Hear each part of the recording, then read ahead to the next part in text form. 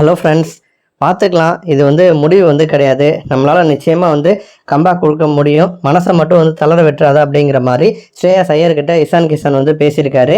இப்போ பிசிசிஐ பார்த்தீங்க அப்படின்னா செம்ம அதிரடி காமிச்சு வந்துட்டுருக்காங்க. ரஞ்சி டிராஃபியில் ஆடலை அப்படின்னா உடனே நாங்கள் உன்னை தூக்குறோம் அப்படின்னு சொல்லிட்டு பிசிசிஐனுடைய அந்த கான்ட்ராக்ட் சேலரி கான்ட்ராக்டில் இருந்து பார்த்தீங்கன்னா ஸ்ரேயாஸ் ஐயர் மற்றும் இசான் கிஷன் ரெண்டு பேரையும் தூக்கியிருக்காங்க. இதில் ஐயருக்கு நடந்தது கொடுமைன்னு சொல்லலாம். ஏன்னா இப்போ இசான் கிஷன் ரஞ்சி டிராஃபியில் ஆடலை. அவர் கேப்டன் அதுமாதிரி கோச் சொன்ன எதையுமே கேட்கல, ஓவர் ஆட்டம் போட்டார். அவர் தூக்குனாங்கன்னா அது நியாயமான ஒரு விஷயம். ஆனால் ஸ்ரேயாஸ் ஐயர் ரஞ்சியில் ஆடுறாரு. அதே மாதிரி 2022 இப்போ வரைக்கும் பார்த்தீங்கன்னா அதிக ரன்கள் அடித்த இந்திய வீரர்கள் பட்டியலில் விராட் கோலி, ரோஹித் சர்மா, சுமன் கில் இவங்களுக்கு அடுத்த இடத்துல ஐயர் இருக்காரு.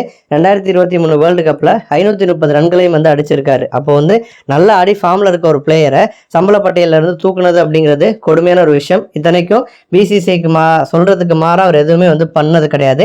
ஆனால் அவரையும் இசான் கிஷானோட சேர்ந்து தூக்கியிருக்காங்க. அந்த மாதிரி சூழலில் தான் இசான் கிஷான் ஐயர்கிட்ட பேசியிருக்காரு. நம்மளால் முடியும், நம்ம இந்த ஐபிஎல் நம்ம பயன்படுத்திக்கணும். ஐபிஎல்லில் நம்மளுடைய பேட்டிங்கை பார்த்துட்டு திரும்ப T20 உலகக்கோப்பையில் நமக்கு பிசிசிஐ வாய்ப்பு கொடுக்கணும்.